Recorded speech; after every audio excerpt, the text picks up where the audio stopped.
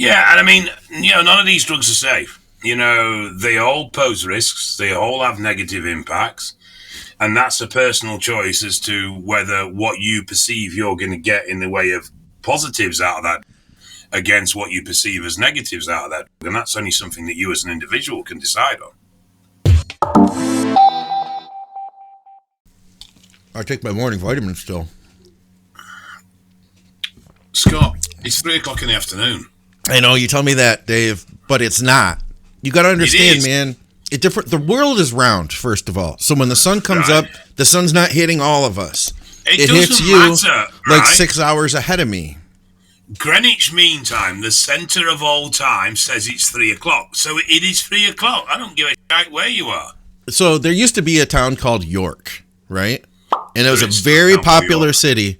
And then they came out with a city they called New York, right?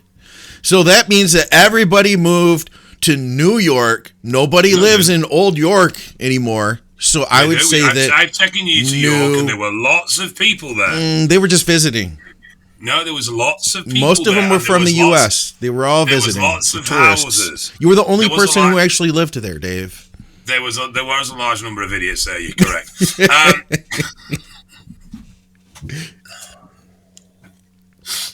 What's up, guys? Welcome back to the podcast with Dave Crosland. I'm Scott McNally, and all of our programming is brought to you by evalbloodanalysis.com. You can get your labs done by Dave if you live in the UK.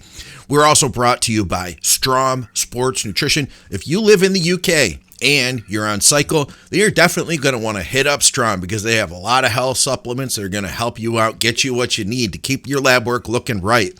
We're also brought to you by supplementsource.ca for Canadians. Great deals that change week to week. And of course, Patreon. You guys at Patreon are freaking awesome. You're getting early releases over there. We're answering your questions with priority. And we're going to answer some of your questions today. So listen, we got a good question. We'll run this thing. We'll start this up. Here's the deal. We had a guy, and I don't know where it's at offhand, but it's somewhere here in like 30 comments that I screen capped. He was like, listen, I don't care about running all these different compounds and making cycles complicated. Give me some test, a little bit of growth, and I'm going to make a lot of progress. Why don't we just keep it simple and do that? So that's the question I want to pose today. What about just doing test only? What about or testing growth? What about keeping it simple and getting the most out of that? Is that such a bad idea, Dave? Not at all. So all compounds, each individual compound has a series of effects, okay? Some of those effects we want, some of those effects we don't want, depending on what we're trying to achieve with that drug.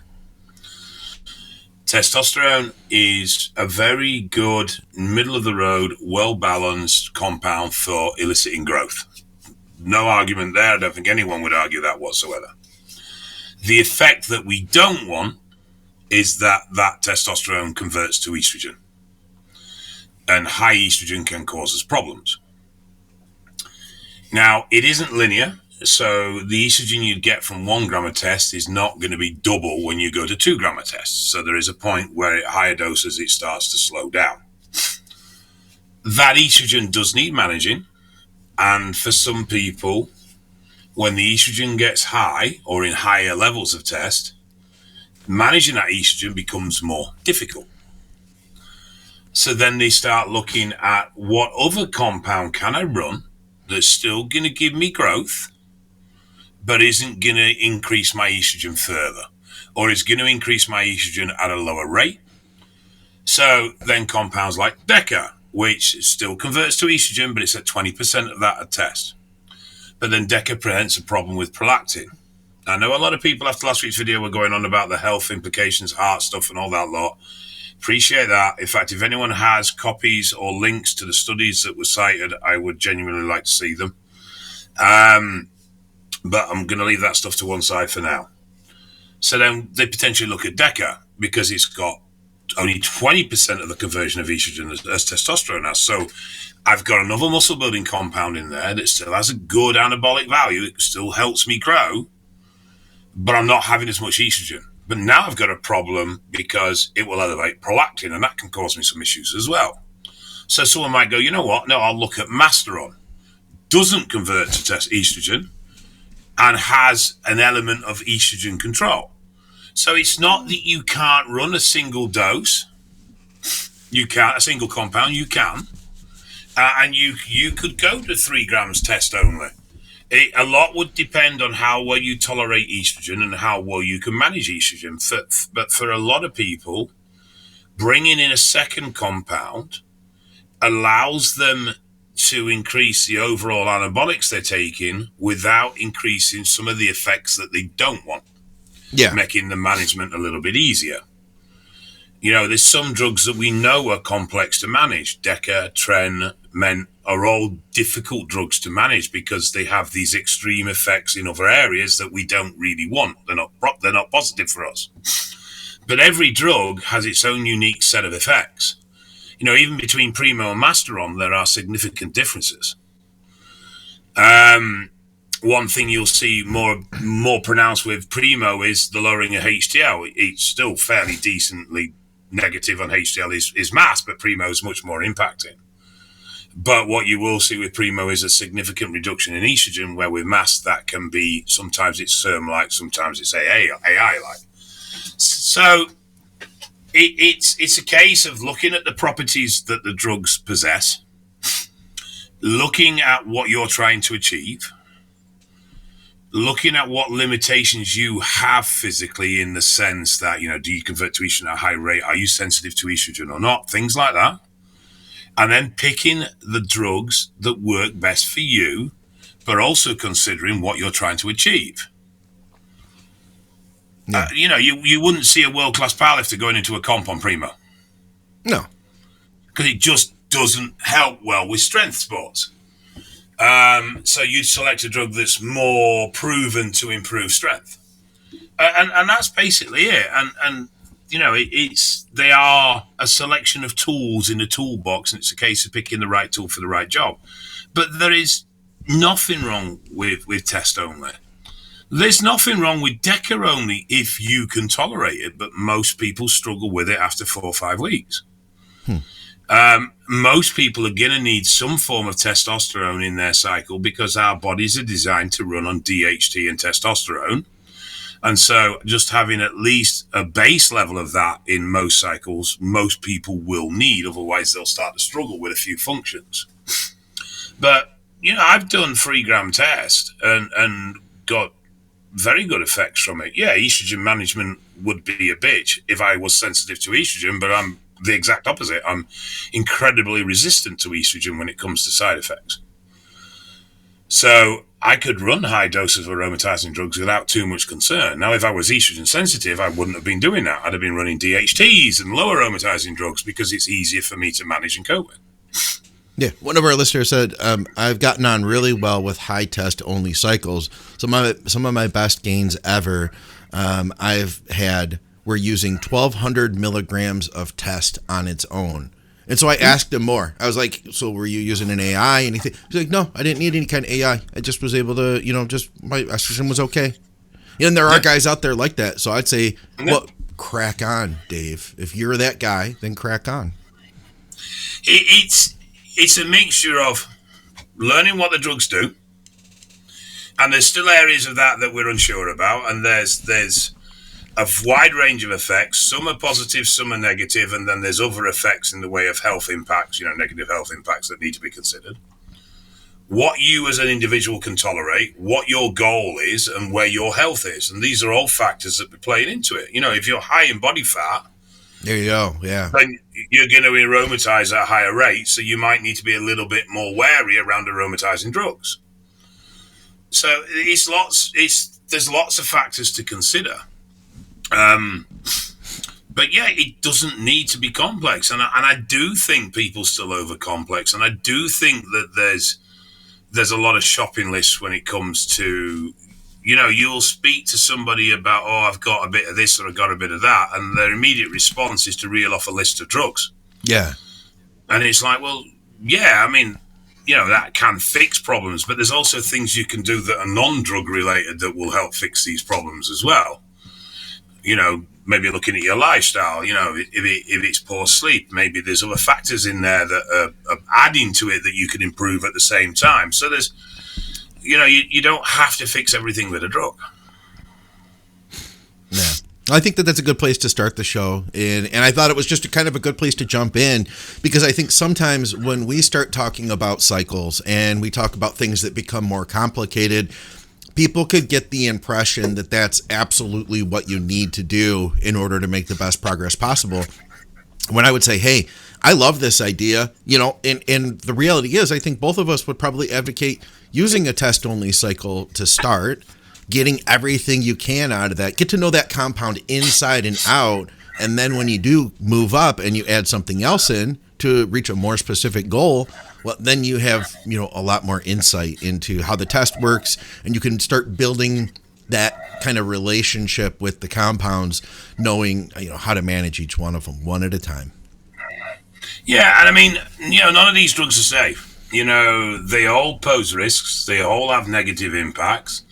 And that's a personal choice as to whether what you perceive you're going to get in the way of positives out of that drug against what you perceive as negatives out of that drug. And that's only something that you as an individual can decide on.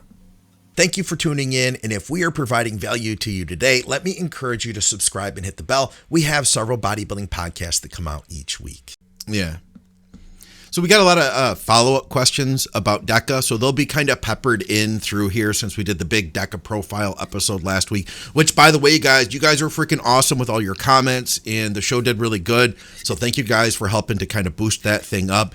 And if you want to take part in the next show, then you can comment here, comment on YouTube, and that will help us to not only have questions for you for the next episode, but it'll help us to boost the content up too in the algorithm. So Dave, one of the follow-ups was, what's the lowest possible dose to run Deca for joint pain and back pain? I'm on TRT now. Always great content. Thanks.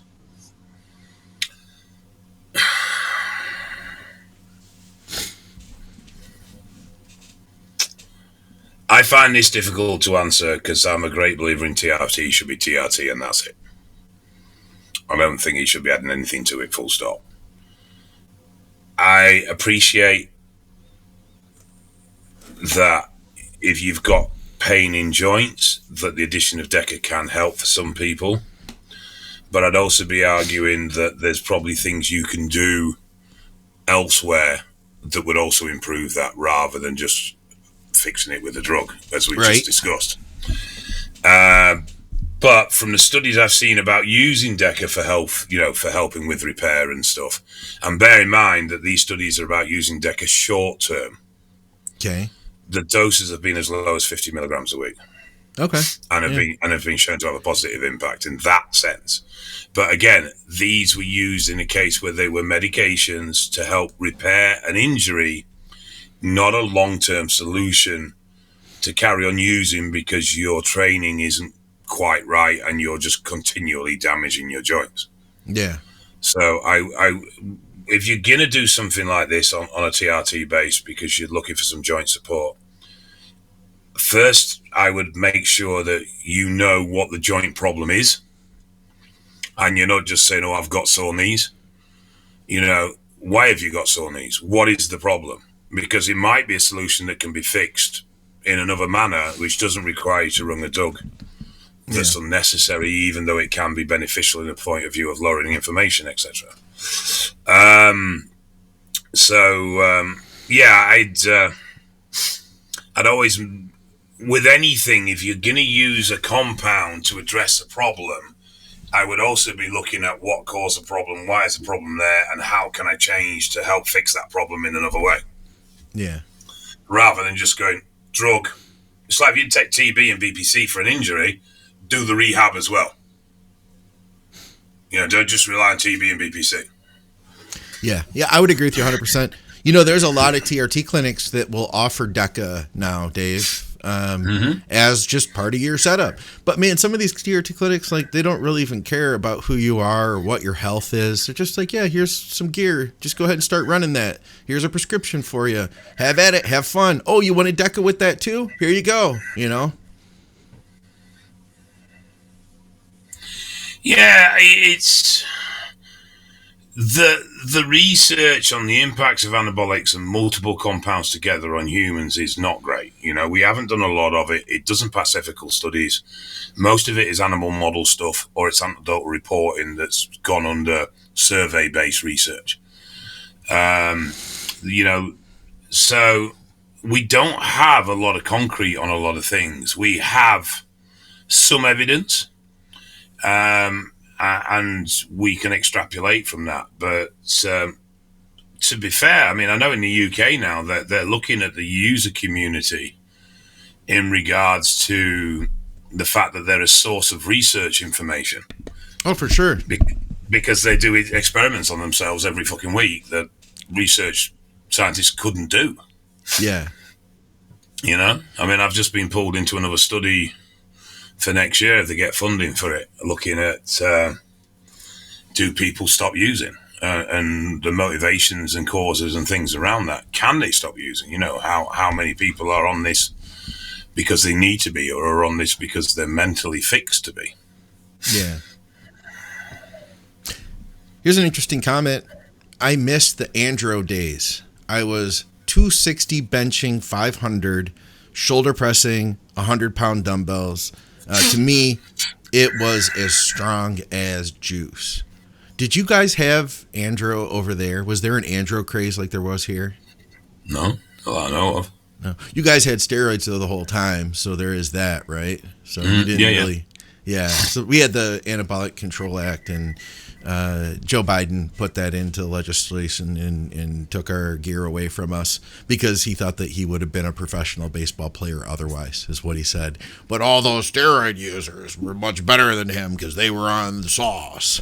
Anyway, no, I remember that. I used andro back in like 91 and 92, somewhere in there.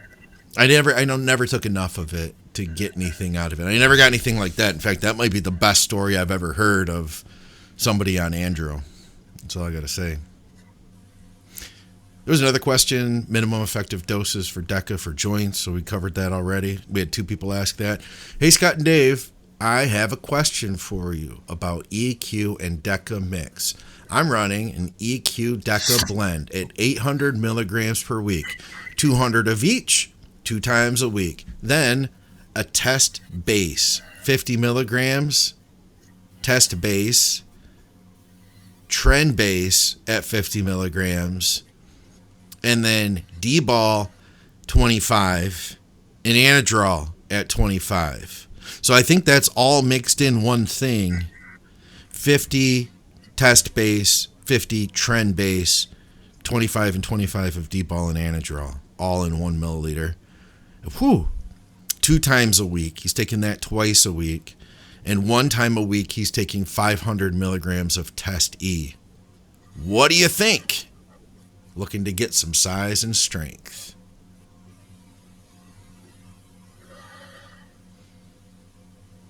A lot going on there, eh? Don't see the point in the base. Don't see the point in the base, that little frequency. Base is a daily thing, if not twice a day. It's got such a short half-life, it's fucking pointless doing it twice a week. The same with the D-ball and the oxys. If you're only doing that twice a week, again, it's fairly fucking pointless. You'll get a kick that day, definitely, but so I'd bin that straight away.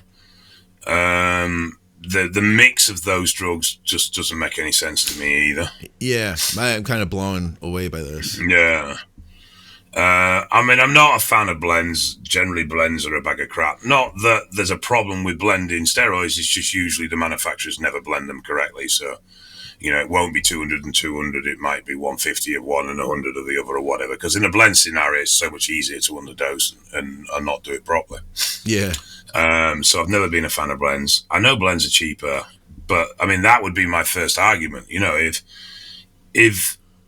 If a 200 mg per mil test is costing you, say, for argument's sake, 30 quid, and a 200 mg per mil Deca is costing you 30 quid, then how does a 200 mg per test and a 200 mg per Deca combined only cost you 35? Yeah.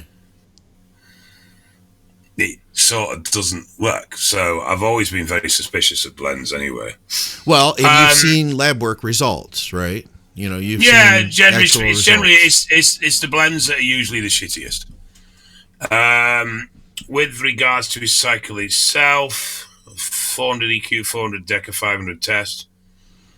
It's actually 800 Deca. Yeah, no, it's not. It's 400 Deca, 400 EQ. It's 800 total of those two combined in a blend. That's 200 of each twice a week. Hold on a second. Blended at 800 milligrams a week. Okay. Yeah, okay. 400 to 1. Yeah, 400 to 1. Totally. I'm slow. Yeah, well, I'll let you off. By the way, I apologise for my snooking, coughing, farting, and anything else that may come out of me today. Snooking. That's not a word in the U.S. Yes, it is. Not in the U.S. Snooking. I mean, I understand what you meant by it, but... I don't care if it's a word in the U.S. But that's what I was trying to ask you. Yeah, but we taught you to talk. The fact that you didn't keep up is not our problem. We didn't like you guys, so we left. In fact, we're going to celebrate having left next week. Good. Don't An American fucking come back. Thanksgiving, where we became good friends with the Native Americans. We sat down and they introduced us to maize, and we all enjoyed a big feast together. We brought turkey. They brought the maize. Before you robbed them of the land. We all lived happily ever after. No, you not. I'm not particularly any issue with the 400 EQ, 400 Deca, 400 test. Personally, for me, I'd have picked either EQ or Deca and not put both together. But there's no particular reason that you can't run them together. I just think you're going to be dealing with a lot of blood thickening and prolactin as well, and estrogen as well, and it just starts to get quite messy.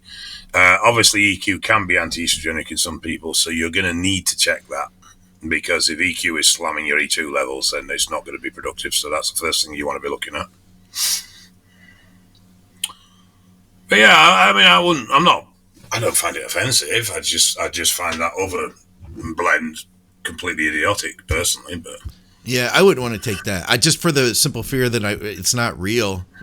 Number one, Tren base and test base and D-ball and Anadrol all mixed in one thing. I'd rather just pick one and go for it. And if I were to use that, it would only be on specific training days, and it would only be for a short period of time too.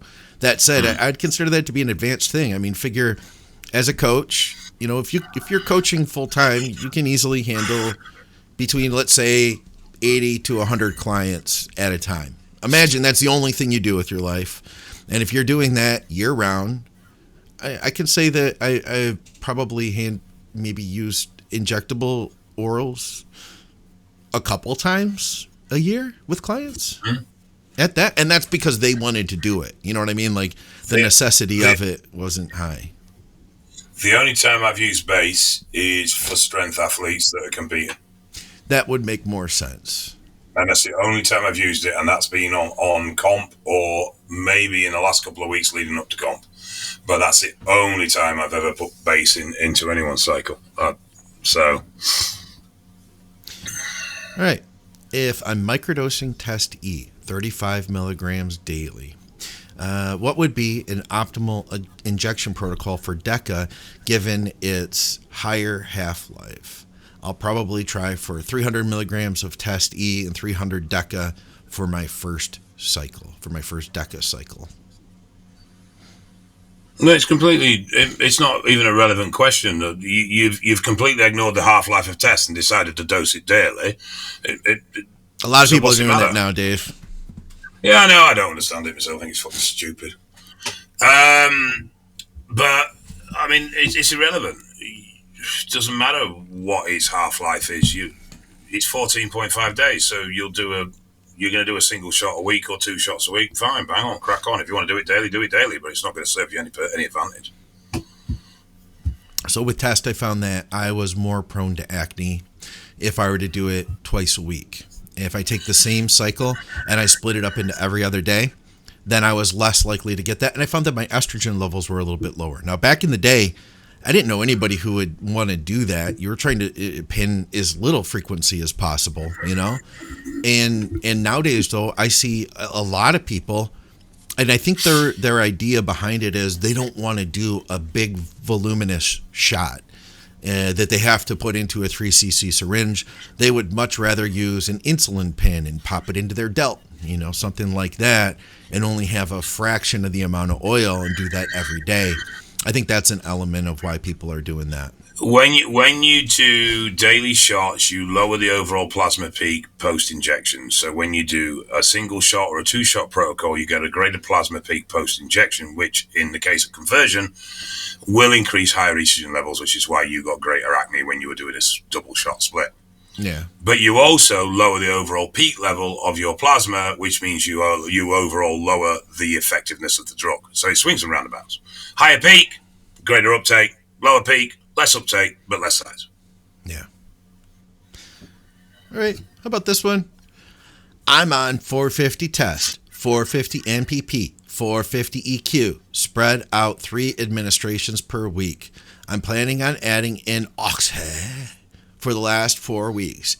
Any thoughts? Thanks a lot, guys. Love all the shows, except for this one with Dave. I don't really care for Dave, but I would still like him to answer my question. Those are all words that were in his question. I would be really chuffed if they were. Fucking, yeah.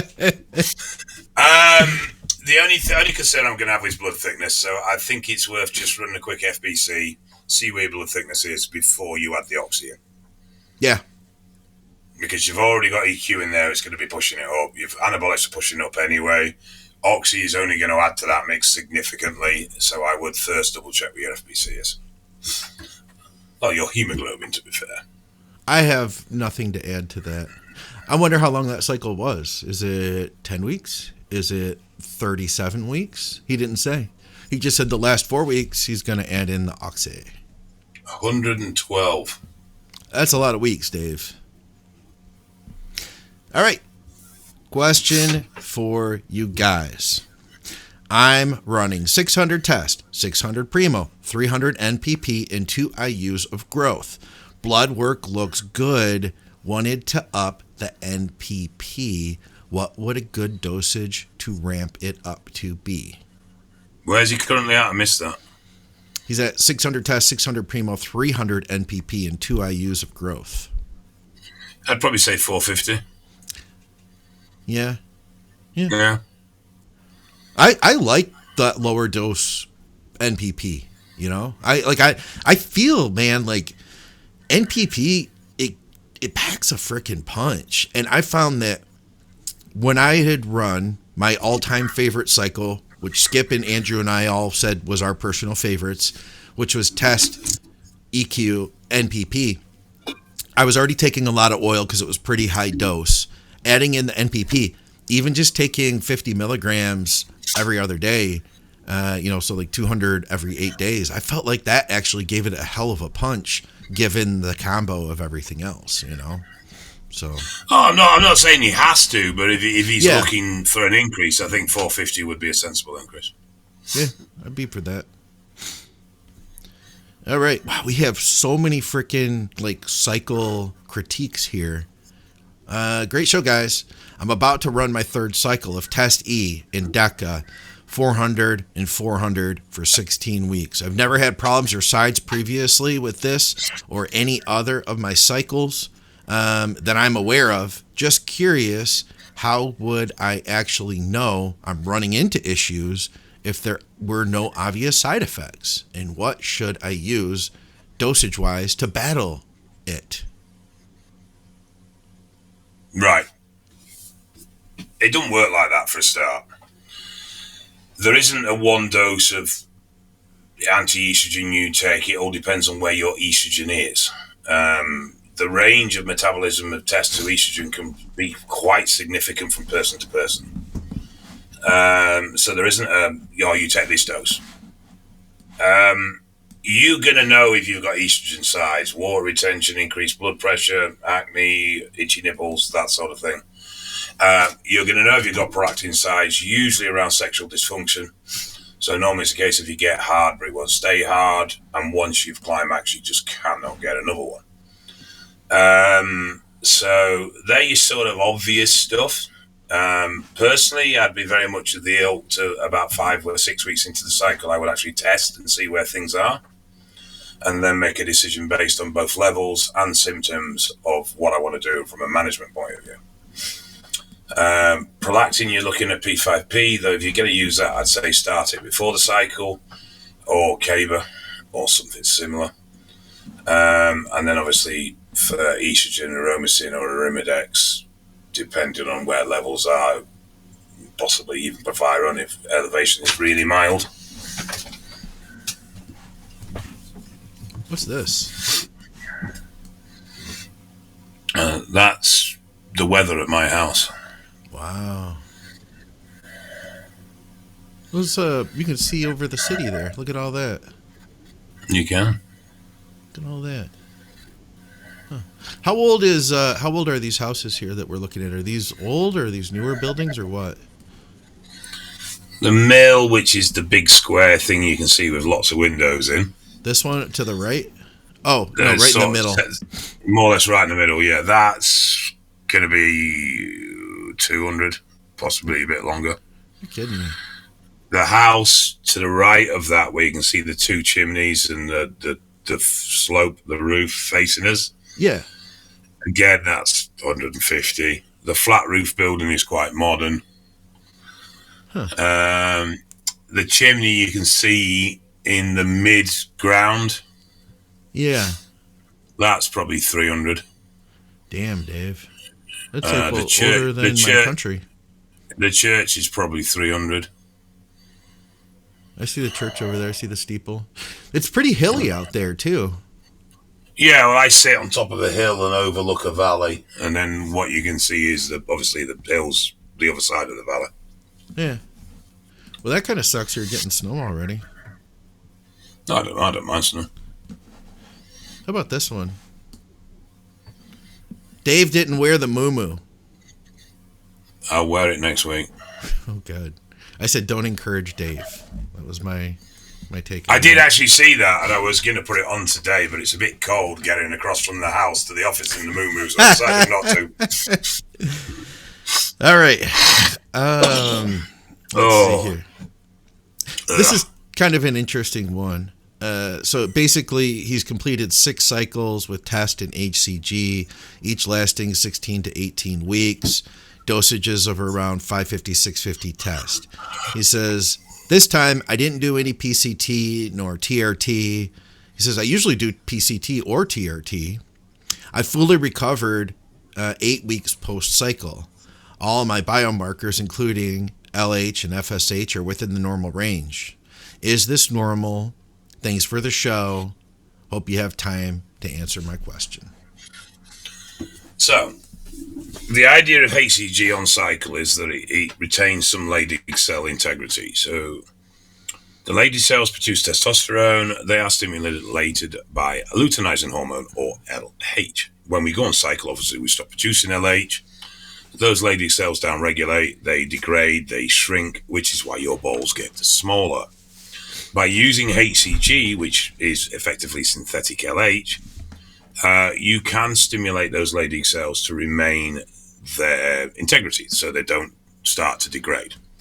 They're not necessarily going to produce anything, but they can at least remain active and full. Yeah. So if you run HCG for a cycle, your recovery post-cycle, in theory, is going to be much greater. I don't believe this has ever actually been studied, so I don't think there's any sort of technical data on it, but the basic idea is that you prevent atrophy of the Leydig cells, therefore recovery post-cycle is much quicker, and your PCT is sort of built into your cycle to some extent because of the HCG you're using throughout. So that's the premise of it. The only way to know if he had fully recovered would be to obviously do his labs, which he has done, and then to repeat them 12 weeks later, having not taken anything, and to see if that level is sustained or if they have then declined. If it had sustained, then I think you could argue that, yes, he had fully recovered. But it can very often, a month or so after you've gone through that period, start to drop off quite significantly. Yeah. So if that was the case, then it'd be regarded as obviously not recovered.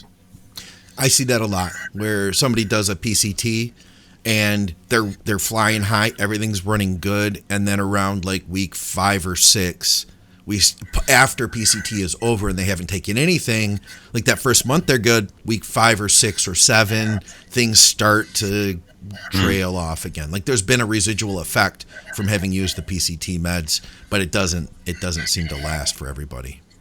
Yeah, I mean, normally say 4 weeks post PCT test levels to be sort of hopefully get rid of the influence of the PCT drugs, but it can be slightly longer to some people. But I've seen people go 3 months post PCT feeling good, and then all of a sudden it just almost seems like it comes out of the blue. They start to go downhill. So I do think to be truly recovered, you need a good 3 months post PCT of you sustaining those levels to go, right, yes, I am fully recovered. And the thing is, most people just don't do that because they end up going back on. So it's not something that we see very often, and to get an accurate reading of, how many people are genuinely recovering. Yeah. Hey, I wanted to throw something out. So I've really thought about this a lot, over the years working with people and watching them progressing long term. And one of the things I've noticed is I feel like people can truly grow through a contest prep. And that's something I've said time and again, and I've used pictures as examples. And I just did a comparison of one of the guys I work with. He weighs the same in both of these pictures. So this was January, okay? This is the end of about a 9-month off season, almost a year actually. But it was quite a long, full off season, and he weighed 242 pounds here. Okay. Then from here, after January, dieted down. We did a nice slow diet, took our time, and then he competed around I think it was June, July, somewhere in there. And then from there, of course, came off everything and, rebounded as post-contest. We started filling back out. We gave him a break from training and stuff. And now he's here. So this is also at 242, but his shape is significantly better, So he's the same weight in both of these pictures, obviously much better shape, much leaner on the right. That would have to lead me to believe, and so we haven't even started the push yet. Like he hasn't even gone on cycle. You've gone through a rebound as well, though, haven't you? I mean, he's going to grow. He should grow quite well in the rebound. Yeah. So it's been, June. So it's been, what was it? Was it July? I can't remember. Maybe even August. It's been a few months though. It might be 10 weeks now. I can't remember. But anyway, yeah. So he's rebounded and built back up, and now he's at his peak weight. So that 242 on the left, that was his absolute highest peak weight before we are like, okay, now we have to start tightening up. Versus on the right, we haven't even started the cycle yet. So it just really goes to show. Yeah, he looks really. I mean, I don't think you should ever give up hope on, even 2 weeks out from a comp. I think you should still be training with a mind of, trying to grow muscle. Whether it's possible or not doesn't really matter. I just think you should approach every workout in that mindset. I don't think any workout should really be, I'm just going through the motions of trying to hold some muscle because I'm dieting. I would always be pushing to my capabilities, in every session. But it's good progress, though. Guy's done well. Yeah. Yeah, so I'm excited. I like his cats. I like his cats. They've come up. Oh, the cats. I think you said his calves. Yeah. No, the cats. The cats are good. Couldn't give a shit about his calves. I like the cats. The calves did come up, but the cats came up too, The calves needed to come up. All right. What else do we have here? Thanks for the show.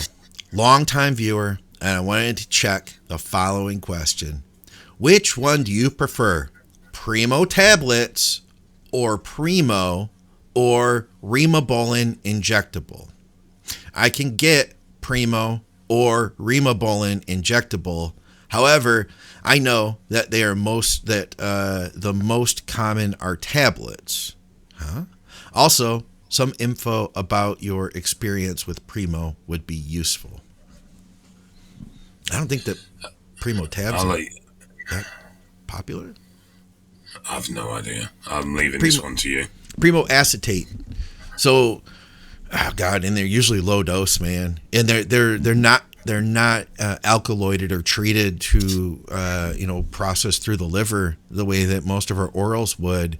So they're extremely weak. Basically, you got to eat a lot of those, and I think they used to be like the original ones, Dave. I think they were like 2 milligrams. So like, you got to eat a lot of Primo tabs to get an effect. Versus, so Rimobolan is, I think Bayer makes it. It's a pharmaceutical injectable Primo. If you can get it, you're 100% sure that's what it is. More power to you, as Dave would say, crack on. But I honestly, man, there is so much good Primo out there nowadays, and I'm speaking of injectable Primo, that if you have a good source that's a UGL, you're confident in it, you know that it's been checked, like Genoshic. A lot of guys are testing through Genoshic nowadays. If you're involved in a message board anywhere for source stuff, they'll be able to see like, hey, here's some lab reports from one of their batches, or, from their batch, this batch. They should be testing that stuff. You'll have a good idea of whether your Primo's real or not, versus, man, the work they go through to make those counterfeits look good is incredible. It is basically an art form, and trying to detect the fakes is also an art form too. That'd be my thought. No Primo tabs, Dave. No. And he was asking also about using Primo as a compound. We've gone into that, but what would be our Cliff's notes on that? Pass. It's okay. Hey, how about this? Let's take a scenario, Dave. Let's say, take a guy who he runs 300 tests and he's okay, but he needs a good deal of AI because he just has just shit genetics at processing gear, right? And he wants to run the cycle a little bit higher. Man, we throw in 300 Primo with that. That might be a much better cycle than the 300 test and estrogen bomb on its own. You might get some of course it is. in there. You've got some more anabolics in there. Of course, it's going to be a better cycle. Oh, that's what I'm saying. Like we want to do more, but you imagine that guy who's having those issues. Imagine him trying to go to 600 tests, which I would consider to be a decent cycle. That's going to be a problem. I'd go mass before Primo personally, but yeah. Why do you like mass better? Because I don't think Primo is particularly effective on building muscle mass unless you're taking huge doses of it. And if you're taking huge doses of it, it then doesn't become the safe compound that everyone claims it to be. I don't think mast is great at building muscle. It's better than fucking Primo. Okay, we got in my opinion. Yeah, I'll get lots of heat for that because Primo's the drug of choice at the moment. Everybody's on Primo and blah blah blah blah blah blah. Fine, crack on. They get really upset. I gave it. Don't like it? Fine, I respect that. No problem. They get really upset, Dave, when there's a compound that people like and you don't like it. Just to let you know. No, it's fine. You're supposed to like all the same things. No, exactly. There's no point liking the same things. All right. We can hate the same things because everybody hates you, but apart from that, hey guys, I'm so proud of you at this moment. So what's that? Because you went like that. Yeah. Well, I'm trying to speak your language. For our audio listeners, I gave Dave the peace sign, but I didn't do it this way. I flipped it the other way, which means something else. Right, so hang on a minute. For an audio listeners, I gave Dave the peace sign, but I didn't do it this way. You hold 2 fingers up, palm front. How are they supposed to know you've just done that, you spaz? That's a good point. All right. Have you guys seen or have you experienced with clients, people with, oh yeah, he asked us this a while ago. I'm not sure about this one. People with different blood types responding differently to different esters of testosterone. Love the show and the info. Haven't got a clue. Not one. Whoa. No idea. Yeah. I'm sorry. I wish I could give you some really intelligent, sort of hyper-technical question. I haven't got a clue. So I had an know answer. what my own blood type is. I had an answer for this guy. He says, "Hey Scott, I need your help along with Dave. Please, I'm experiencing severe dizziness, a foggy and heavy feeling in my head, and at times I struggle to focus on things. These symptoms occur when I exceed 150 milligrams of testosterone every 2 days, which amounts to roughly 630 a week. The only thing I take is HCG, 1,000 IUs, and Arimidex. What could be going wrong?" So he's on 650 megatest, dosed at 150 every other day. If he goes above 150, Right. yeah, which roughly amounts to 630 a week. And what's he getting symptom-wise? Severe dizziness, a foggy and heavy feeling in my head, and at times I struggle to focus on things. Has he done any blood work to see where his other hormones are at those doses? He didn't say.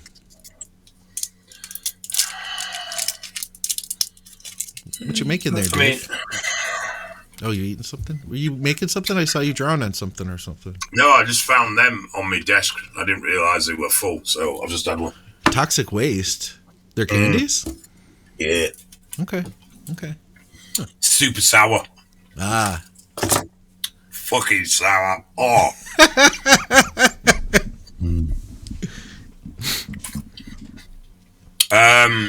I'm not sure is the honest answer. I mean, I think it's worth doing some blood work and trying to investigate a bit more in that. It does sound to be a hormone response of some nature. I'd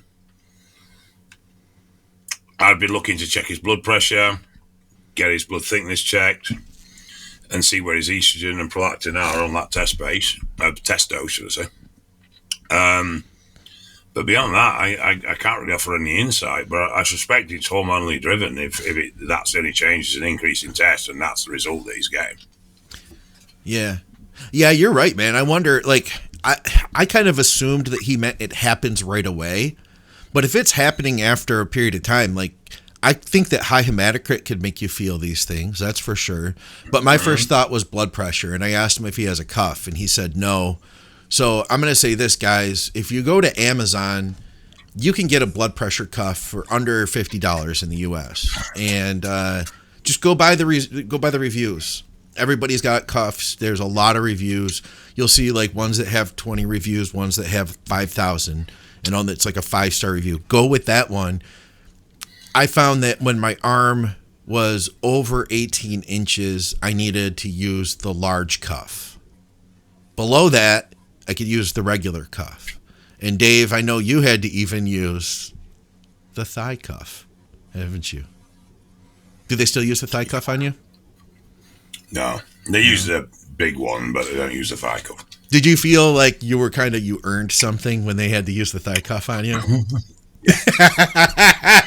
I know he's stupid. I know he's pathetic. I genuinely, you're in hospital and they're checking your blood pressure because there's a problem. Yeah. But you sort of have this proud moment because they're having to use a thigh cuff because they can't get anything else big enough to go around your arm. That's pretty impressive, man. Yeah, that was fun. Most I've gone to is the large cuff, and I've had like nurses that were lazy, and I've told them out the gate, like, just to let you know, the regular cuff never reads right on me. And I've had nurses go, well, we're going to try it anyway, because they don't want to walk in the next room and get the large cuff, the obese people cuff. And see, you've got a big arm when they go, right, we're going to get your blood pressure, get your arm, you get your arm out, they just look at you and go, right, I'll be back, and disappear. Yeah. I've had a couple though that were like, no, you're not going to need that. And then of course, then my blood pressure reads like, 190 over 130. And then they're like, oh, you have real high blood pressure. I'll be like, no, actually try the different cuff. But usually they're pretty good about that. Sadly, man, I've sunk down. I can use the regular cuff now. But it's cheaper to buy a cuff that's regular too. You can get a lot more options. How about this one? Hey guys, question for the show.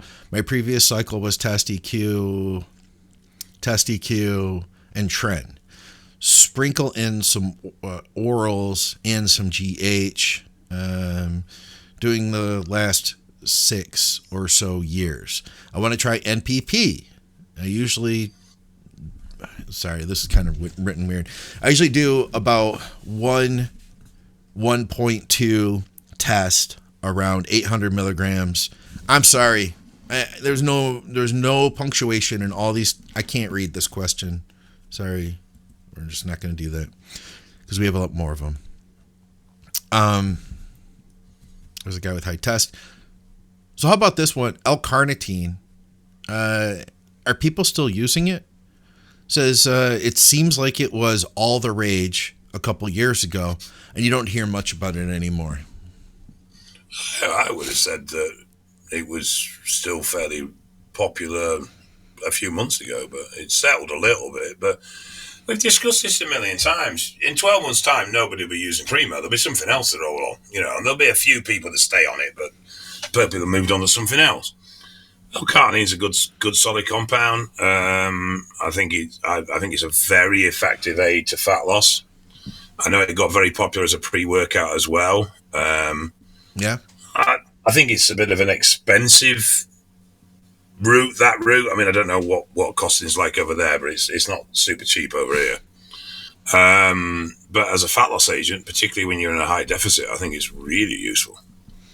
The amino site that we go to, code THINK, they have it for like the 600 milligram per milliliter. That's what sold me on it, because I didn't want to do like 3 milliliters of it every time I take it. I was taking enough stuff, But it is funny, Dave, how you're right. These things go in fads, and you're right, man, because there was a time that everybody was doing like high AIs. All your cycles, you had to run an AI, all of that. And then there was no AIs. And now there's high Primo. And you're right, man. Like this L-Carnitine is a good example, because 2 years ago, people were talking about L-Car like you had to have it in every cycle you did. You need to use it year round. It's going to do all these things for you. And you're basically a fool if you don't have it in. And guess what? People got bored of talking about it. It's still there, but not at the like, oh my God, are you running L-Car? How much L-Car are you running? No, I agree. But I think that's human nature on a lot of things, isn't it? Yeah. What about running Anadrol on a weaker body part only? Run it as a pre-workout scenario, you might get some small benefits, but nothing that I would say is going to be particularly dramatic. He's into contest prep, by the way. Oh, I wouldn't. From a point of view, as it may improve your performance on that day, yes. As a point of view, as a real effective increase in growth to that body part, you're in prep. Depends how deep you're into prep as to whether it's really going to help. You might find a little bit of better fullness because you're hitting the muscle that little bit more effectively, because you're that little bit stronger on that day due to the fact that you've got Anadrol in before you train. Obviously, there's going to be some fullness from the Anadrol, but it's going to be short-lived because you're not having a sustained dose. So it's not if you were going to use Anadrol, fine. To use Anadrol specifically for that reason, no. I'll tell you, I tried it once for leg day. I found that my legs would get really depleted every time I competed. And when I say really depleted, they just didn't have the same fullness as when I started the prep, or I was even 8 weeks out and I saw lines all the way up to my hips. I was over cardioing, and that was the answer, was get in shape without having to do as much cardio. Don't rely on cardio as much, and then pull the cardio out, 6 weeks out or 4 weeks out, and let your legs rest. I didn't really lose muscle. I just lost fullness. If I were to experiment with anything now, because I tried Anadrol. Somebody had suggested, well, you could try Anadrol on your leg training days. I didn't see a huge difference with it. I also didn't see much additional liver stress or anything like that using it. I used it one time a week. But if I were to do it again, though, if I were to try a different method, I mean, obviously I have the answer now. But if I were to try something different, I would lean more into insulin pre-workout with higher carbs on that particular day, shuttle more nutrition into the legs while training versus using the anabolic. I don't know. I'd get more out of that, I think. Possibly. Yeah, I think the insulin, if you use it right while dieting, can be a really great tool for driving fullness. It can also be a really good tool for shutting down fat loss. So there's a balance in there, you know? Yeah, I mean, definitely it will drive fullness. There's no denying that. You put insulin in, you're going to be full. And that's what I'm getting at. You know, a lot of what ends up happening with high cardio into a show is we over deplete the legs. We're pushing all the glycogen out of them, and the muscle comes in looking, you know, stringier, when if you give it 8 weeks post show, or even like maybe 2 weeks post show or 3 weeks post show, you haven't been doing all that cardio, your legs fill back out. They look great again.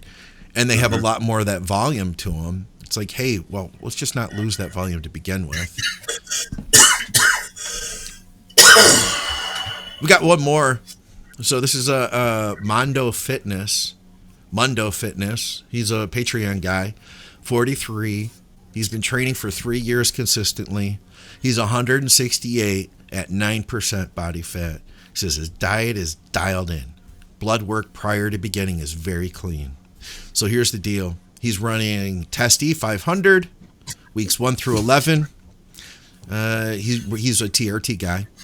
NPP 75 every other day for 8 weeks. Anadrol 50 milligrams daily pulsed.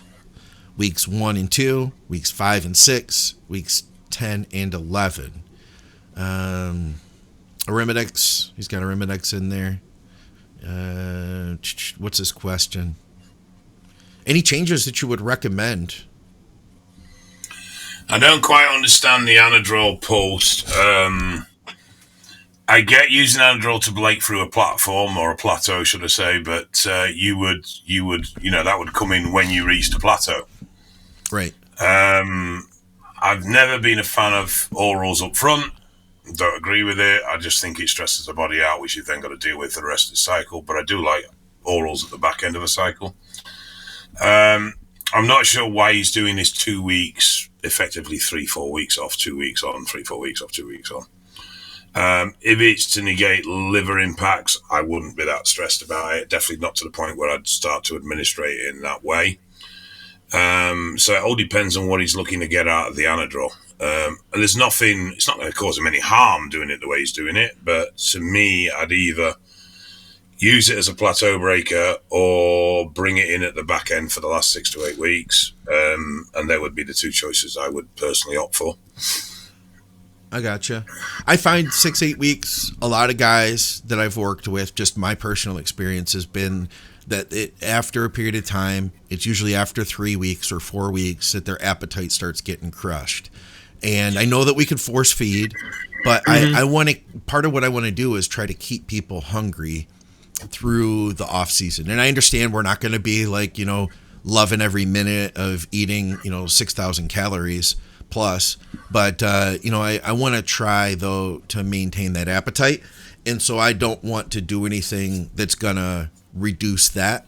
So I've used it for a couple weeks at a time, see what we can get away with without affecting the appetite. And I'll tell you what, if you wait till the appetite is already shot, then it's definitely a point where you have to pull back in order to get it back up. Like, you're not going to just stop taking the Anadrol and the appetite comes back. It's going to be a little while. See, that's if it was back end of, say, you put it in the last 6 week of cycle, appetite went 4 weeks in, I'd just get him to push through the last 2 weeks. Yeah, I could see that. I could see that too.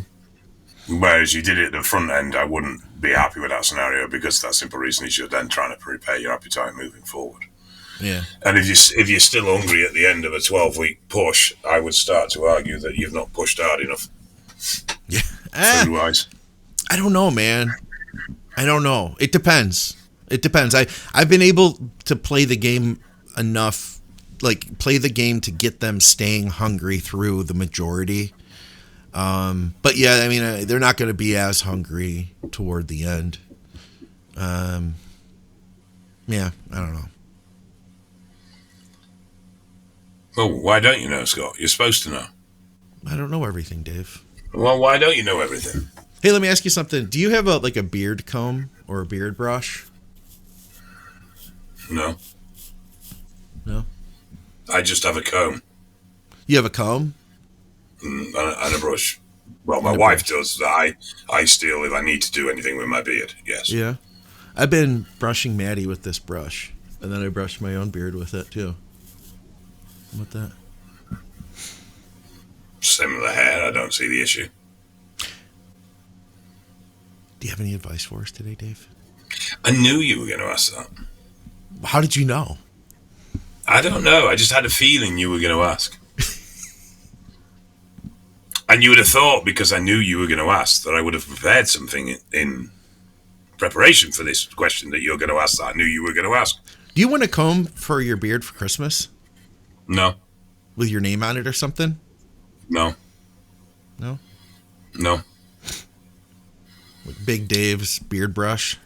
No, but I'll tell you what you can send me for Christmas. You can send me an offside CV boot for the front of a 2013 Dodge Ram 1500, and you can send me a set of rear brake pads. I bet you I could probably find those things at a junkyard within 10 miles of my house. You know, I want new ones. I'm not putting junk on it. Oh, right. So my advice today is don't ask Scott for car parts because he's useless. But then I'm what do you gonna expect get. from a man Do that you want me to drives get a a Mini? transmission? Do you want me to get a transmission or a gearbox, as you call it? Do you want me to get a gearbox while I'm at it and send that to you? No. Did you get a gearbox? No. You're still looking for a gearbox. No, I was going to upgrade the transmission because I was upgrading the engine, and then I found out that I was really, really lucky, and the transmission in my truck is already an upgraded one, but it's very rare on that year and model, so it just happened that whoever spec'd the truck spec'd it well.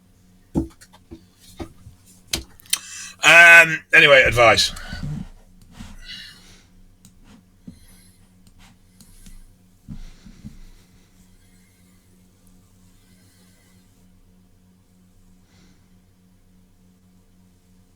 You know what I am going. And I should have some, and I know I've let people down. I do apologize, people. Somebody was asking about melatonin 2 in the live stream. He said he's taking 250 one time a day. So what was this? So the amino stuff, the nasal stuff I have is 100 micrograms per spray. I was doing that 1 to 2 times a day. I think 250 once a day is fine. You don't need to build the dose up. Just keep doing that. No, You'll get dark. I don't think you need any more than that. Advice.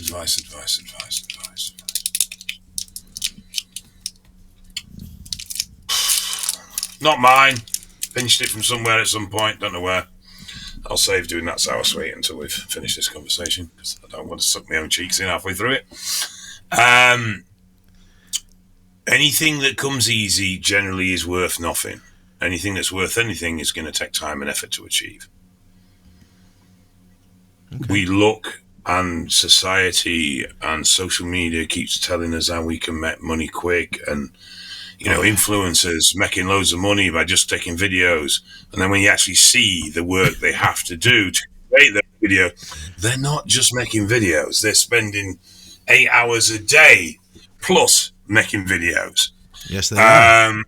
So, it doesn't matter what it is. Anything you want to succeed is going to take time and effort. And the sooner you accept that progress requires hard work and you don't question that, the sooner you'll progress. Yeah. I think that's good. I think that's really good advice. Dave, are you an influencer, by the way? Are we considered influencers? I don't know. What is an influencer? I've never quite worked it out. If I am, why aren't people sending me free shit? Hang on, right. If I'm an influencer, Lamborghini, Ferrari, house in the Seychelles, what else can I push? I don't know. What was the last thing you said? House in the Seychelles. I don't know what that is. Seychelles Islands. I don't know. It's a place. Oh. Okay. Okay, Hawaii then. House in Hawaii. There we go. So we have that one instead. Oh, okay. Yeah. Pro charger for a Dodge Ram. What else can I ask for? What kind of shoes? Like, do you want to deal with Nike or something? They'll send you some Jordans? To be honest, I generally just buy Timberlands. Okay, then that would be a better fit for you. You'd have like some Timberland boots or something.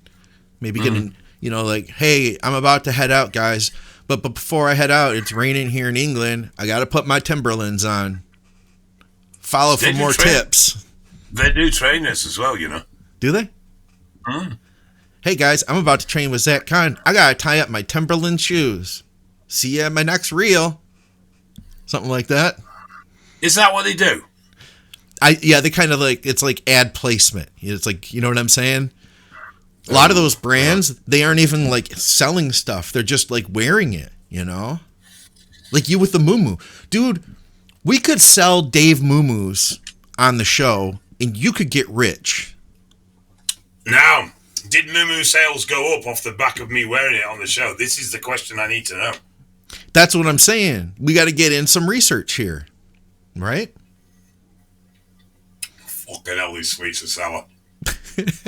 Guys, we appreciate you tuning in. Check out evalbloodanalysis.com. You can keep Dave employed by doing your lab work with him if you're in the UK, and Strom Sports Nutrition. But listen, Dave also needs a break, so go easy on him. You guys can stagger when you get your labs done.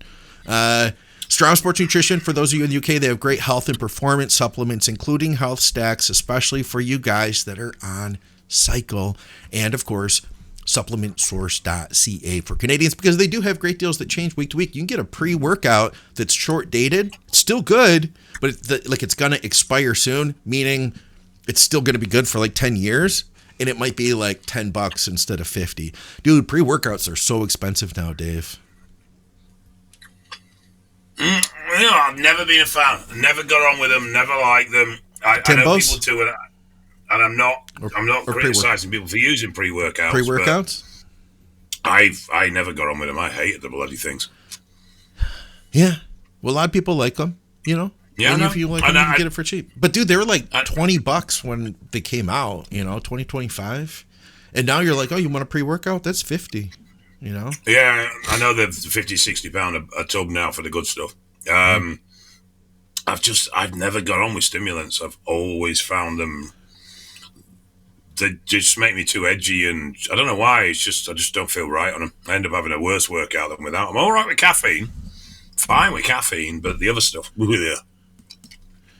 Here's a little pro tip. Gabe said that you got to call them Timbos. So maybe if you start calling them Timbos to start, they might catch wind of that and be like, oh, here's a youngster who's a really interesting influencer who's really in touch with things. We'll give a sponsorship to this young man, Dave Crosland. Now, there's three things wrong with that statement you just made. Twice you stated young. So that's two lies. This youngster, look at this young man doing a podcast. Then secondly, you stated that I was in touch with things, which is another blatant lie. I haven't got a clue. That's okay. You just have to pretend. That's what influencing is, isn't it? I have no idea. I don't understand it. I think an influencer is somebody who has influence over people. You know what I mean? Like, we all have influence. Yeah, right? That's everybody to a degree, isn't it? Yeah, but like, how big is your reach? If you have, not that far. 25,000 followers and you get them all to buy Timbos, like if you really like Timbos and then people are like, man, that young man, Dave Crosland, he has those Timbos on his shoes every week. I really like him, and I really like Timbos now, and I want to get a pair too, and I'm going to use code BIGDAVE when I shop at Timberland.com. That's how it works.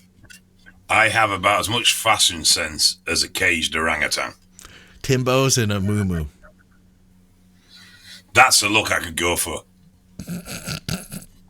That is a look I could go for. Guys, we appreciate you tuning in for another episode of Drugs and Stuff with Dave Crosland. I'm Scott McNally, and we will see you soon.